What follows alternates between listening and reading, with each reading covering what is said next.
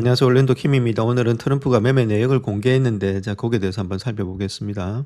그래서 그 원본을 보시게 되면 8월 12일자입니다. 8월 12일자에 트럼프가 일단 사인했던 내용인데 거기에 대해서 한번 살펴보겠습니다. 그래서 트럼프가 산 주식 중에서 우리가 좀 봐야 될 것이 50만 달러 이상 되는 거 있죠. 100만 달러, 50만 달러 이상 되는 건 뭐 나머지 짱챙이들은 볼 필요 없겠고, 그래서 iShares ETF, 러셀 2000 같은 거, 중소형주 ETF, 그다음 글로벌 100 지수 이런 것들, 그런 것들 지수 중심으로 좀 많이 사고 있다. 이렇게 우리가 보시면 되겠습니다. 자, 그다음 또 많이 담은 주식을 한번 보게 되면 골드만삭스 이런 것들도 좀 샀죠. 정확하게 나온 건 아닌데 25만 이상 50만 달러 정도 될 것으로 보여지고, 이거 마운트는 6월 15일자로 펄쳐서 했는데 골드만삭스다 이렇게 보면 되겠죠. 그다음에 뭐 브로드컴은 샀다 팔았다 이렇게 했고, 저희 그런 지에 에어로스페이스도 약간 샀고, 뭐 그런 가운데 있습니다. 그래서 요거 자체를 가지고 정확하게 우리가 판단할 수는 없는데, 자 그때 샀던 주식들이 그런 것들이 되고 있다. 맥도날드 뭐 지금 이제 일라이 릴리 메타 이런 것들 다 사고 있다. 이렇게 보시면 되겠죠. 자 그다음 또 봐야 될 주식들을 한번 보게 되면 있는데, 어도비를 좀 많이 샀다 이렇게 보면 되겠고, 50만에서 한 100만 달러 정도 되고 있고, 벌크셔 에스웨이도 많이 샀죠. 한 100만에서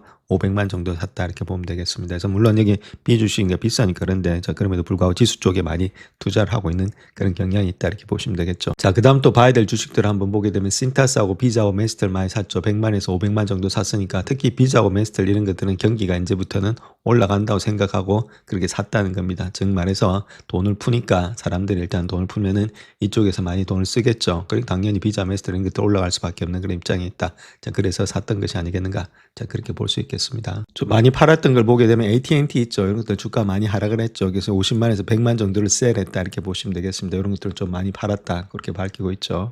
자, 그다음 또 메타 같은 경우는 상당히 많이 팔았죠. 메타는 지금 이제 100만에서 500만 정도를 많이 팔았다. 그래서 세일 많이 했던 것이 메타가 좀 많이 팔렸다. 이렇게 보시면 되겠습니다. 자, 그다음 또 하나 보셔야 될 것이 컨슈머 디스크리네이션을 있죠. 이게 792번인데 저기 보시면 여기도 100만에서 500만 달러 정도 되고 있습니다. 그러니까 자유 소비재, 임의 소비재죠. 필수 소비재가 아니고 뭐 자동차라든지 이렇게 임의 소비재 이런 것들을 많이 매수했다. 즉 말해서 돈을 풀겠다는 그런 의지가 있다는 거죠. 여기에서는 돈을 풀어가지고 경기를 부양하니까 자, 그 돈들 가지고 뭐 자동차도 사고 뭐 여러 가지 임의 소비재를 살 가능성이 많다. 자, 그러니까 이쪽에다가 ETF에다가 투자를 했다. 자, 그렇게 우리가 보시면 되겠죠. 자, 그다음 또 한번 팔 종목들 한번 보게 되면 맥도날드 있죠. 이것도 좀 많이 팔았다 이렇게 보면 되겠고, 그다음 팔란티어도 좀 많이 팔았다 이렇게 보면 되겠죠. 그럼 이런 데서 어떤 것을 느낄 수 있냐면 전쟁을 갖다 계속해서 하진 않을 것으로 보여지고 있다. 자, 그런 것들 우리가 한번 체킹해 볼 수 있겠죠. 그러니까 6월 달에 들어서 이 6월 18일 있으니까 자, 그때부터 시작해서는 전쟁을 갖다 계속해서 크게 늘려가지는 않을 것이다. 자, 그런 의도도 여기다 좀 숨어 있다. 이렇게 보면 되겠죠. 그래서 그 내용들을 한번 정리해 보게 되면 6월에 투자 포트폴리오를 재편했는데 메타 같은 주식을 매도하고 버크셔 해스웨이 이런 것들을 아까 매수했다. 아까 보셨죠? 그런 식으로 일단은 매매를 했다. 이렇게 밝히고 있습니다. 자, 트럼프는 지금 6월 한 달 동안에 1000건이 넘는 금융거래 내역을 공개했다. 이렇게 보면 되겠죠. 한 34페이지 정도 되고 있습니다. 총 거래했던 것들을 보면은 엄청나게 매매를 했죠. 그래서 주식, 채권, ETF 매매는 거의 포트폴리오를 대대적으로 재조정한 것으로 보여지고 있는데, 가장 큰 거래는 배당형 ETF는 매도했다. 배당형 대신 이제 주식형 계속해서 사고 있다는 거죠. 주가 올라가는데 베팅을 하고 있다. 자, 그렇게 우리가 보시면 되겠습니다. 그래서 한 달 내내 일단 팔았던 것들 본다면 엄청나게 사고 팔았는데, 자, 거래 총액은 7,810만 달러에서 2억 6,310만 달러 했다. 엄청나게 사고 팔았죠. 그래서 정권을 매입했던 것들은 4,900만 달러를 넘었고, 매도액은 최소 2,850만 달러를 넘었다. 그래서 매수세가 좀 더 많았다. 이렇게 보면 되겠죠. 그래서 요번에 투자 움직임을 엿볼 수 있게 해주지만은 이런 것들을 통해서 보유 현황은 정확하게 보여주지는 않고 있다. 매수 매도 금액이 구체적으로 명시되지 않았고, 저 어느 정도가 되고 있다. 그거만 일단 어림 잡아서는 추정할 수 있었다. 그렇게 말씀드립니다. 자, 다음 여기서 우리가 봐야 될 것은 1051건의 거래 중에서 가장 큰 규모였던 것이 뱅가드 배당성장 인디스 ETF에다가 500만에서 2,500만 달러 사이를 매도했다. 이렇게 말하고 있는데, 배당 성장 인덱스라는 말은 꾸준하게 성장하는 회사들이 있죠. 배당을 많이 주면서 안정적으로 올라가는 회사들. 자, 그런 회사들의 안정성과 배당 수익을 갖다 동시에 노리는 그런 전략이다. 이렇게 보시면 되는데, 물론 주가 상승에는 일단 베팅을 하고 있는데, 상승 자체가 그렇게 가파른 데 이렇게 베팅하는 게 아니고 꾸준히 이렇게 올라가는 데다가 베팅하고 있는 거죠. 이런 것들보다는 좀 더 강한 쪽에다가 베팅하는 그런 모습이 이번 주에 있었지 않았나. 자, 그런 것들 좀 바꿔 탔다. 이렇게 우리가 보시면 되겠습니다. 자, 그 다음 또 방산업체인 팔란티어 같은 것들 있죠. 팔란티어라든지 지금 보시게 되면 했던 업체들 RTX라든지 노스원 그루먼 이런 것들을 샀다 팔았다 많이 했는데, 팔란티어는 50만 달러에서 한 100만 달러 상당을 추가로 매도했다. 이렇게 말하고 있습니다. 많이 올라왔던 종목들은 좀 많이 매도를 했다. 저 그렇게 이야기를 하고 있죠.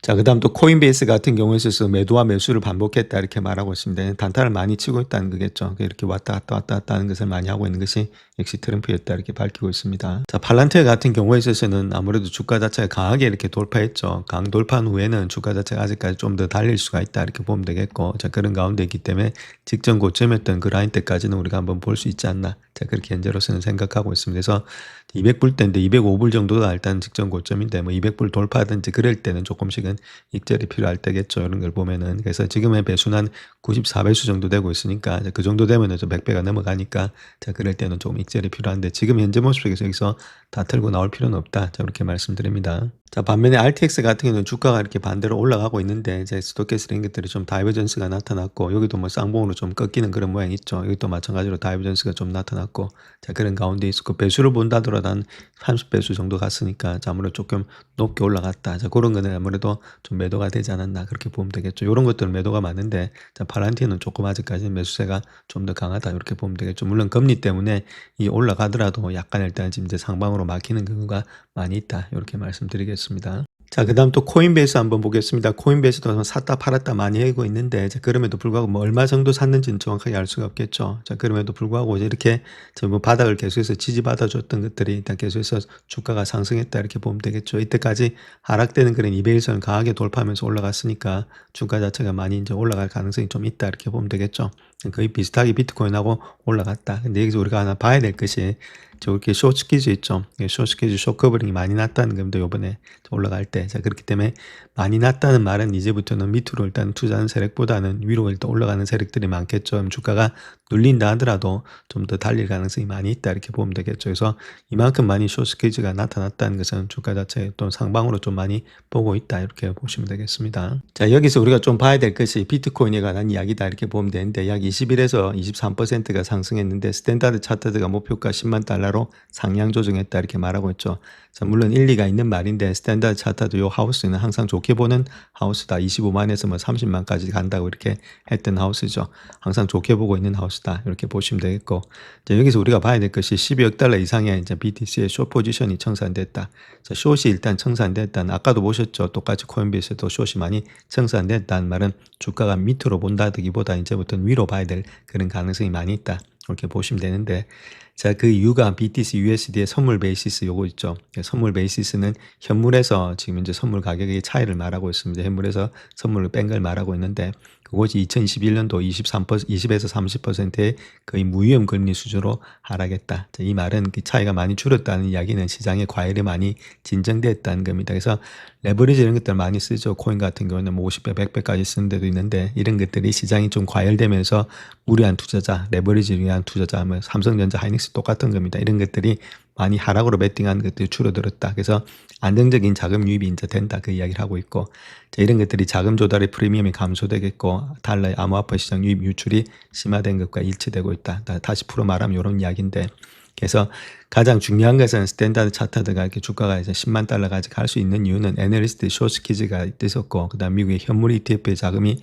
유입될 수 있다. 자, 미국 현물 ETF 자금 유입 이런 것들, 안정적인 자금이 들어온다는 것들, 그리고 10월 6일에 발표 시점을 상승 요인으로 꼽고 있다. 이런 것들은 뭐 그래비티 법안 같은 것들이 있죠. 그런 것들 통과 가능성.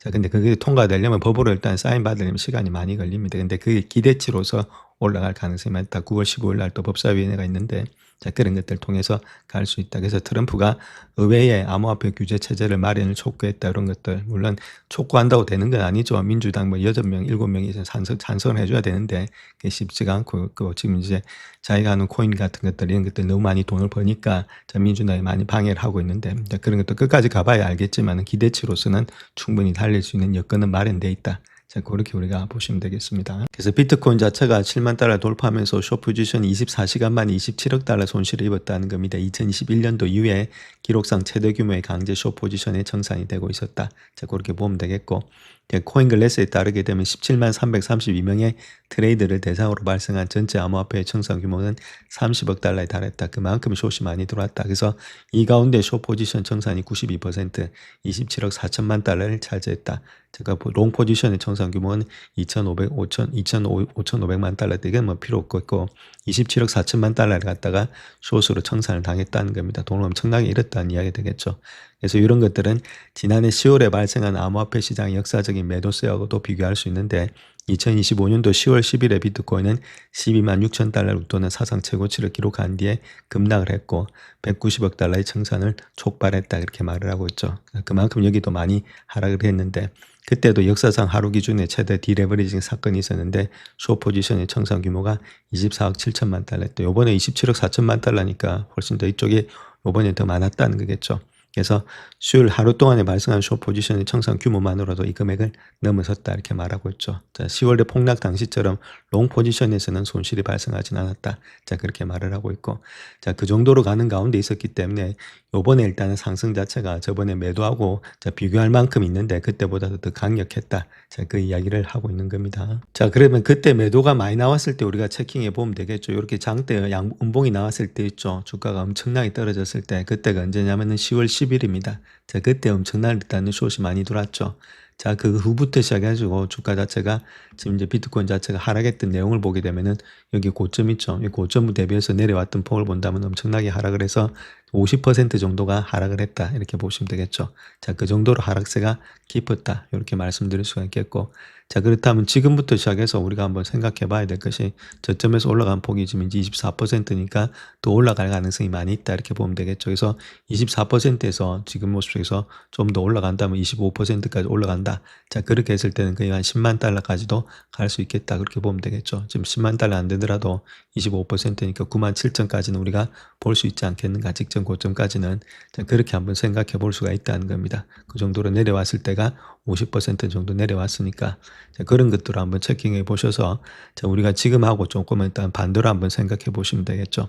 그래서 인버터로 보시게 되면 요때입니다. 요때.